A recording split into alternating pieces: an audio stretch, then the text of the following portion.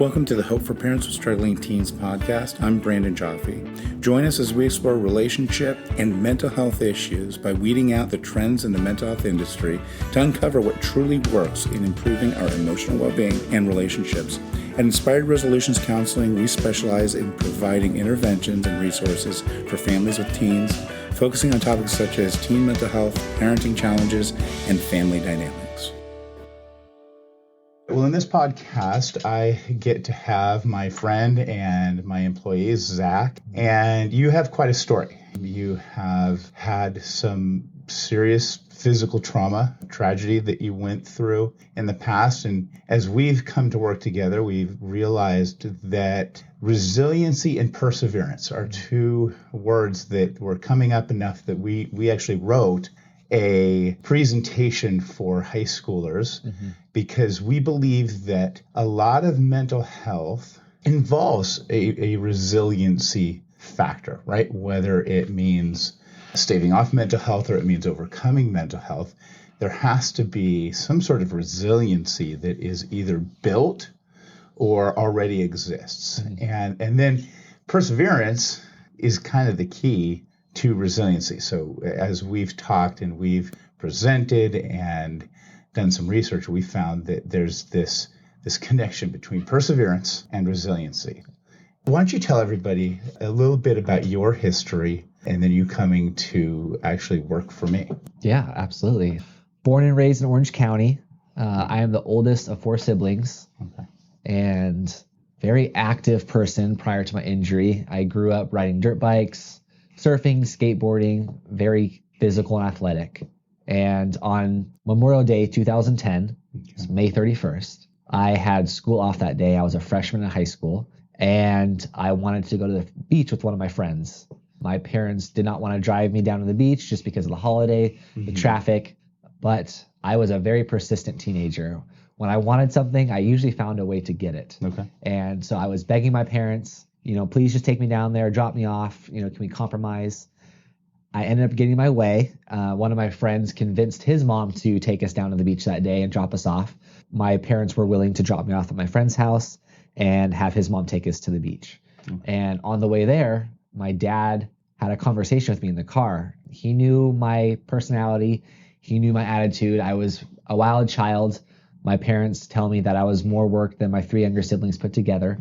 That's kind of wild. Just you've been through a lot, but I can see that in your personality still a little bit. But I mean, where you're at now is, I've often told people that you're part of the team is the calm presence that you bring and kind of the unbelievable joy that you bring around people. So I'm not saying you weren't joyful back then, but I definitely am a different person than I was, but I still have that.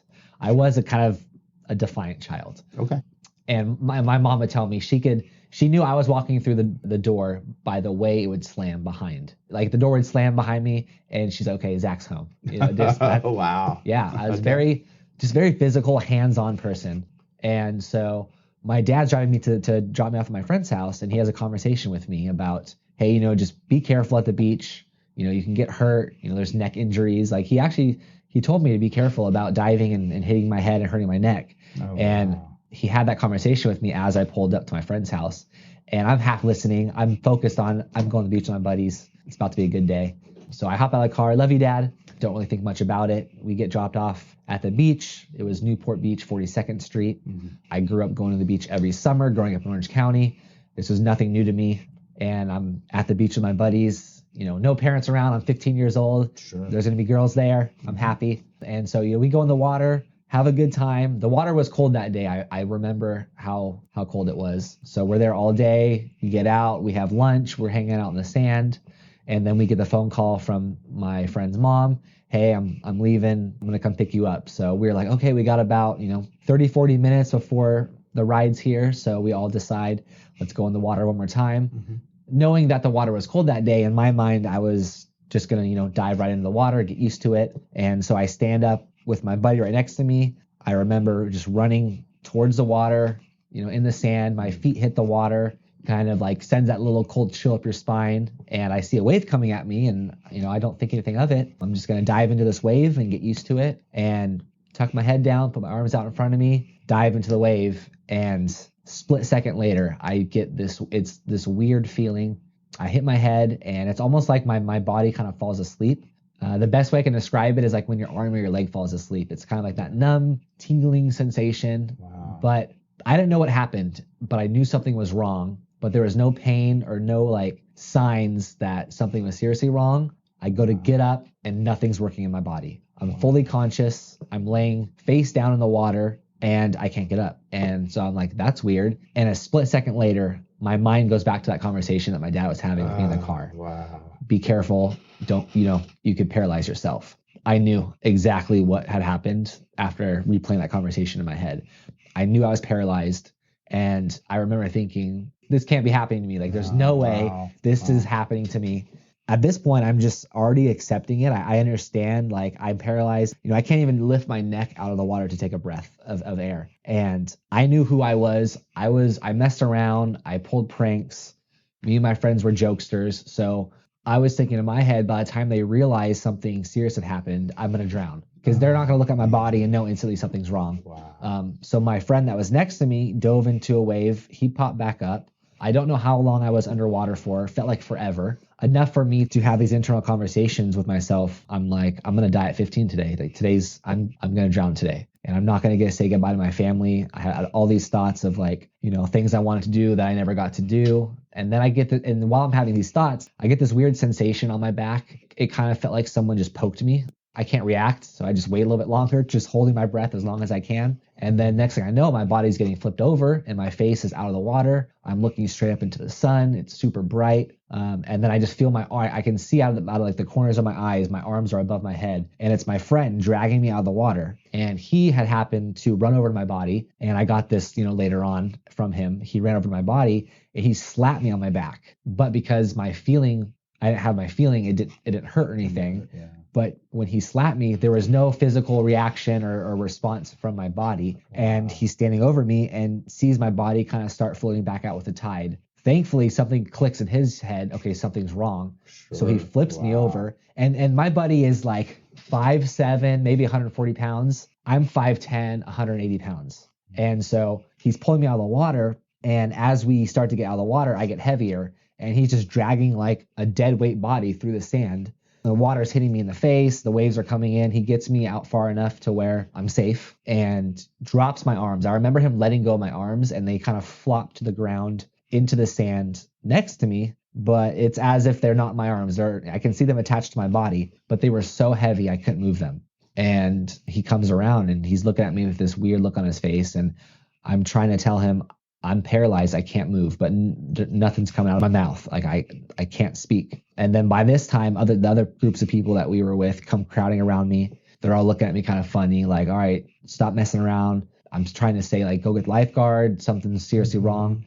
When I hit my head, I had bit my tongue, so I had some blood coming out of my mouth. And once they saw that, they realized, okay, something is seriously wrong.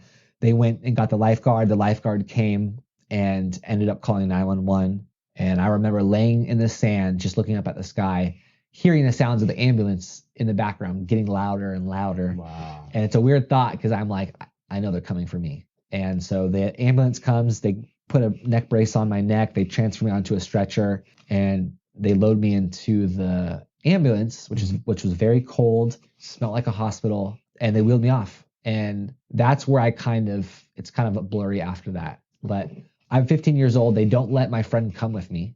Wow. So I go off to Hogue, and my friend is just like, my best friend just got, taken to the hospital. I don't know where he's going. He's 15. So like his mom comes, and I wake up a few days later after surgery, and basically am told that I had a very bad accident. I had broken my neck. I broke my C4 vertebrae. I had spinal cord damage, and I was diagnosed as a quadriplegic, which basically means you have paralysis from your neck down.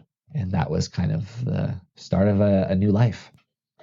Most people don't know what it's like. We imagine, right? We imagine terrible things happening, and some people have experienced terrible things. And what's interesting is you were conscious as this happened, and then you were not conscious, and then you woke up. And I can't imagine you woke up with the spirit, the resiliency.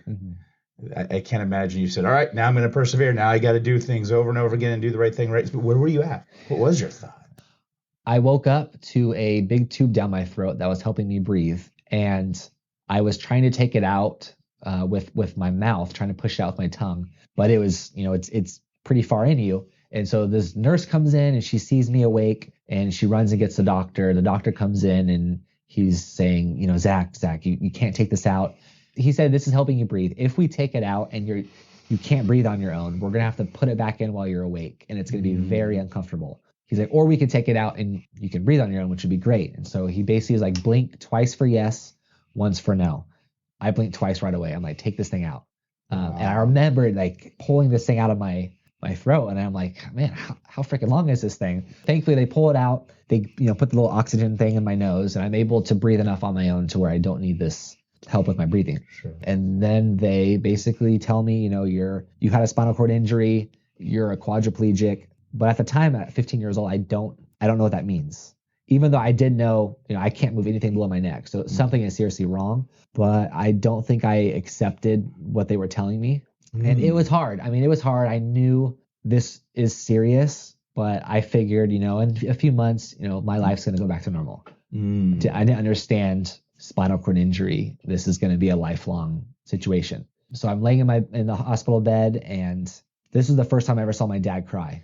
If I'm being honest, it was actually uncomfortable. It was weird seeing my dad in a vulnerable state. He was always, a very manly guy, and I never saw him cry. And I saw him cry for the first time. My parents know the severity of what this means. So they come in and they see me. I wake up, with a smile on my face, and I'm talking to them, and they know the doctors told me what had happened. And they're like, Zach, why aren't you crying? Like, you're not grieving, you have a smile on your face, which is great. But they're like, what's going on? Because this isn't normal. This isn't a normal reaction. And I remember, I don't know how I was able to do this or why, but my response was, I can't afford to think that way. I knew that if I wanted to have a future, if I wanted to move forward in my life, I needed to focus. I need to set my focus forward, not on what I had just lost, literally. Yeah.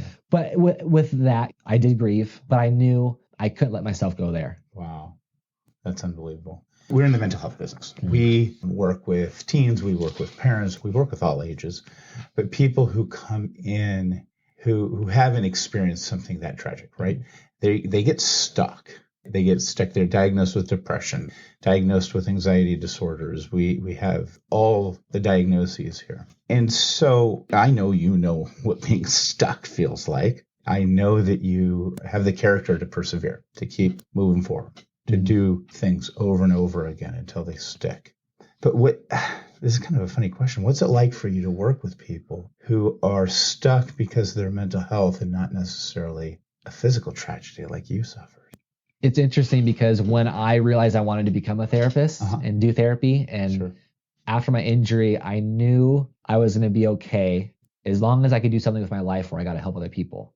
Yeah. So then the thought of becoming a therapist came to my mind, but the other side of that was, I don't know if I can be a good therapist working with people when they're dealing with mental health issues, when I'm dealing with what I am going through. That was kind of a younger, more immature way of thinking. And of course, that's changed since then. But at first, I was like, I can't do that because I don't know how I can sit, and listen to someone and be empathetic and supportive when they're talking about, anxiety, depression, or a breakup, or getting fired from a job, and them going through that. And I'm like, man, I can't even dress myself. I have to have someone see me naked every day and get me dressed. That changed over time, though, because I realized that becoming a therapist and being able to work and help other people gave my life purpose and meaning that I didn't have before. I love that. And after that, I didn't think that way anymore. You hear me speak about routine and the importance of finding routines and schedules that give us purpose. And you've heard me talk about the 6 pillars many, many times. And I just was discussing in a podcast the importance of routine for mental health. And, to hear the purpose side, man, I don't know. I look around, and I don't want people to think that if you find purpose, you are not going to suffer from your mental health issues. And I always want people to understand, when I'm talking about the things that we control, the things that we can change, that's a piece of the puzzle. It's not the whole puzzle to overcoming mental health. There's other processes, and we practice from theory. Your skill is not coming from you've suffered, know what it's like to be depressed, and you overcame it. It comes from the fact that you went to school to learn theory to help people. You're not a life coach, And I'm so glad that you chose not to be a life coach and instead you decided to be a therapist who does the research. But this idea of purpose, I think, can only be reached through perseverance, right? And when I define perseverance, I mean, it's those healthy, good things that you do over and over again. And when you fail to do them, you try to seek it out again. And then when you fail to do it, you seek it out again, and you keep moving and you keep trying and you keep living. And when you feel hopeless, it might not even be a full step that you take. It might be a little 1/10 of a step. But that sense of purpose. So you found purpose in wanting to help people. That doesn't make up your entire identity. That was a goal. That was one of your purposes. Along this journey, what was some of the routine? What was some of the perseverance that you had to really lean into, I guess? I just want to touch on this before we move forward, because I think finding purpose and meaning, it doesn't take away your suffering. I'm still paralyzed. I still have to have a caregiver. I need help getting dressed. I still have to go through everything else that I go through. But now that I have purpose and meaning, it makes the suffering easier, or more worthwhile. I have a reason to suffer. That purpose that it gives me, it's worth it. And so I think after my injury and really choosing to persevere, I don't know. I was so young. I didn't have my life planned out ahead of me, but I knew that this couldn't be it for me. I needed something bigger, better. So I just it was a mindset, really. It was a decision, a series of decisions I made just to keep moving forward. The first goal for me was to go back to high school. I was a freshman when this happened. I took off my sophomore year. I went back to school my junior and senior year. I was adamant about not getting held back. I wanted to graduate with all my friends, graduate high school. What's the next step? College. Threw all my eggs in one basket. I got a wheelchair scholarship. I applied to Cal State Fullerton. I got in, thankfully. Cool. What's the next step? Then I want to move out. I want to experience what it's like to live on my own. I moved on campus for a year and hired a caregiver to live with me. And then the next step after that was I got my bachelor's, but I still don't feel like this is it. So then I kind of through my bachelor's, I found counseling and realized Cal State Fullerton has a pretty good counseling program. Again, threw all my eggs in one basket. And the whole time my mindset is, if it's meant to be, it'll work out. If it's not, I'll figure it out. But I don't need to know what the answers are. Ooh, I like that. I don't need to know what the answers are. So often I'm working with people and we're following a treatment plan. When they get to the point of trying to meet an objective that we have come up with together, it's almost as though if I could guarantee that if you achieve this, your suffering or your difficulties will go away, then they act like they'd be all in. But you can never get to that point. It's doing things without that feeling of being motivated is something I talk about also all the time. And it's, I'm going to do this because it's the next step, regardless of where it may or may not lead. I have hopes for where it might lead. And that might be as big as, I'm a quadriplegic, I just finished school, what now? How do I fulfill this purpose of wanting to help people? I want people to understand, when you're dealing with mental health, finding small purpose. In my last podcast, I talked about it might just be the purpose is to not have stinky breath. I can't tell you how many people I've talked about that with. I don't want to have stinky breath. And of course, that's not life purpose. But finding a lot of little purposes, a lot of little steps leads to being able to start to explore the whole life purpose thing. But the I don't know what's going to come next, resolving that, letting that go, understanding that, accepting that, I think is a big part of becoming a resilient person. Being able to bob and weave with the troubles we cause on our own in life, the troubles that come our way that aren't our fault in life. I don't know. I mean, I love that. Yeah. I mean, you talk about this all the time about focusing on the things that we can control. That's something I learned through my injury is I lost a lot of stuff that I can't control anymore physically. And once I realized that, I put more of my focus in the things I can control rather than spending all my energy dwelling on and focusing on the things I can't control and being anxious all the time. It completely changed my perspective and the way I viewed life. And I want to go back to the small steps. I think it's very important to really appreciate and celebrate the small victories. Yeah. For me, when I was first injured, I had no movement below my neck. So I had to relearn how to feed myself. And I remember there was a period where I had to have someone else feed me. And I'm not going to lie, the first week, it was kind of nice. I felt like a little king, getting fed grapes, or whatever. But after a while, it was annoying because when someone else feeds you, they don't feed you at the rate you feed yourself. And it's such an unconscious thing. You don't think about that until you lose the ability to do it. And so the little victory for me was learning how to feed myself again, scratching an itch on my face. I like that you emphasize it is important to celebrate those little victories, because sometimes people skip over them because they're so tiny. They're like, what's the point of it? But when you're able to acknowledge and celebrate it, that will give you that hope or drive to move towards the next thing, which will be slightly bigger, little steps at a time. You are not going to feel that drive all the time. Resilient people who persevere do not feel motivated all the time. I can't imagine you got motivated to progress and move forward and then you just stayed motivated all the time. Let's focus on depression for a second. People who are depressed, it's a catch-22. They know what they need to do to feel better. They can't get themselves to do it because of the depression.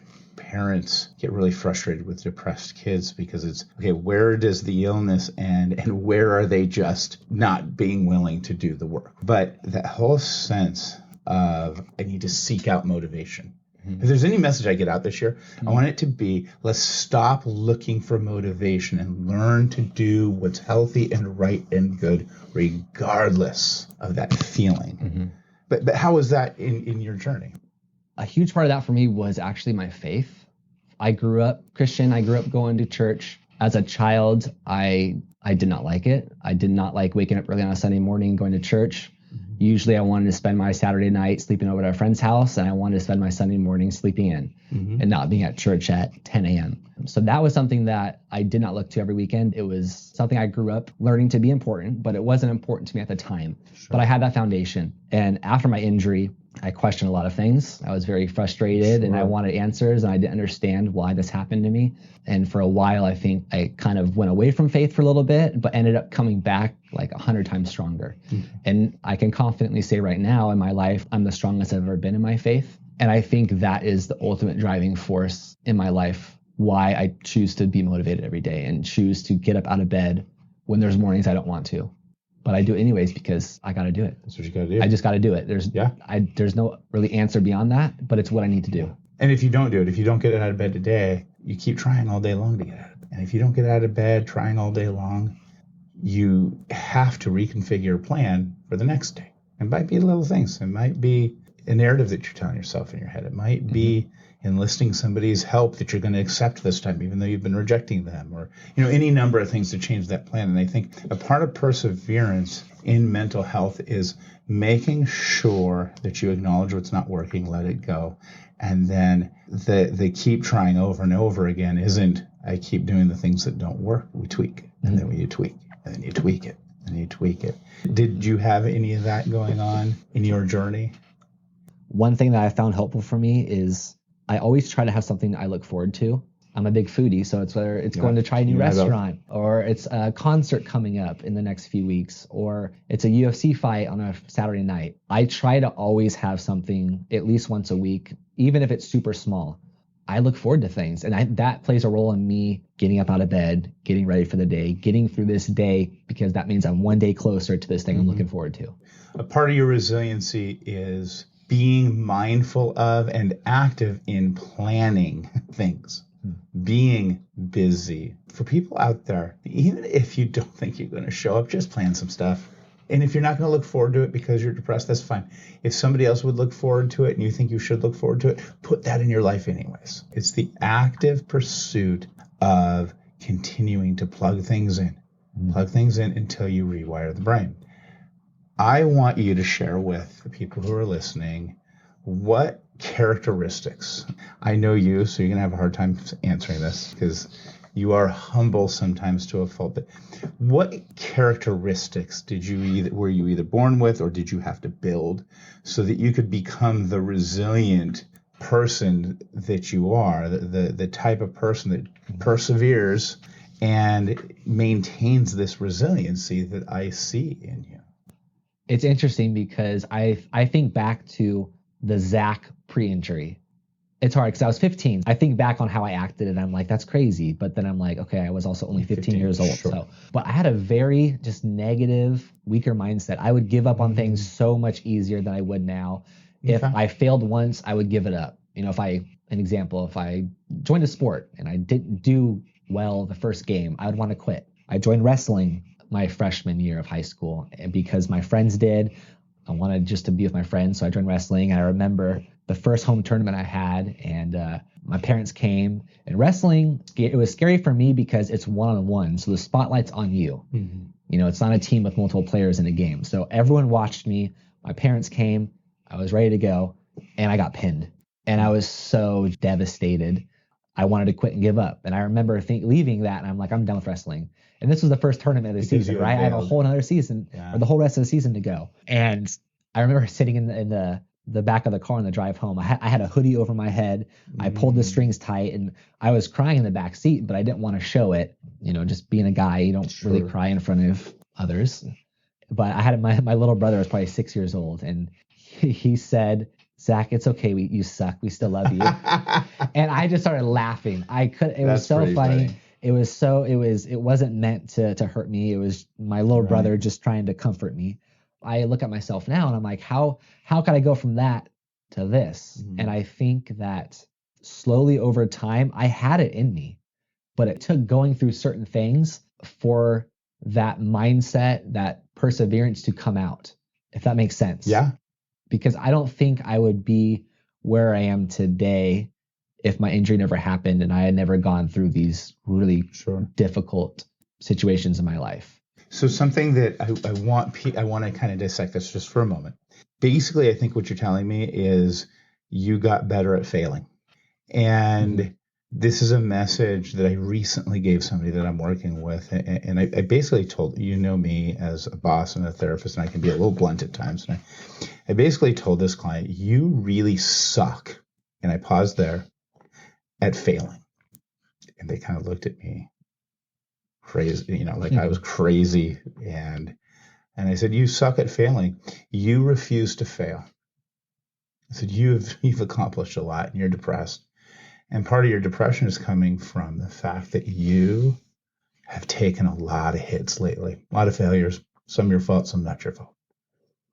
But you suck at failing. And I told this particular client, I got really good at failing early on because I wasn't very good in school. I wasn't very good at sports. I was last picked on teams.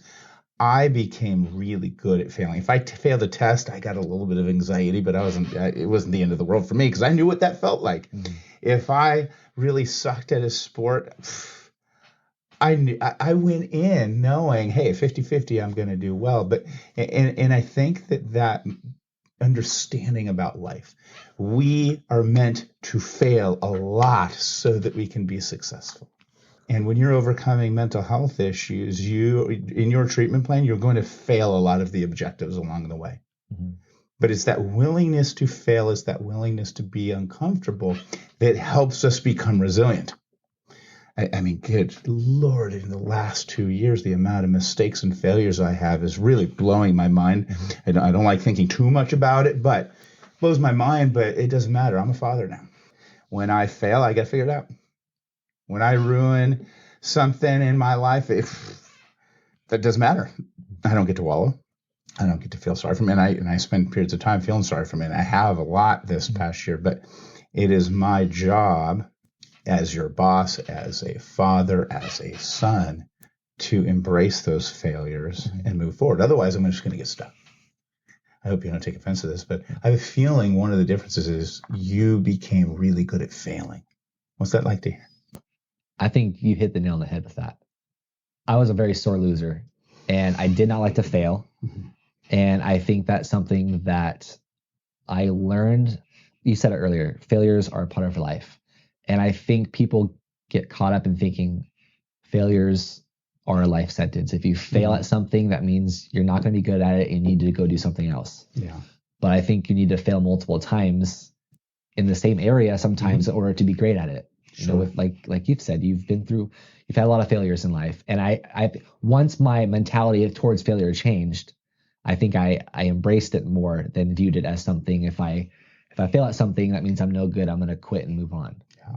You know, and it's funny because the message right now in the world is not fail, learn from it, you know, pull your britches up. It's, oh, that wasn't really a failure. You're good.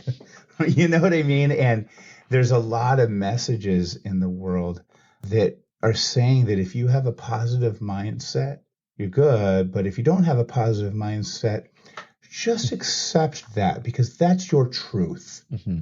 I think the your truth thing in the world has perpetuated so much mental health issues. That mindset's not right. And that's the other piece I want to dissect is you're saying, hey, I got to be positive. I was pessimistic.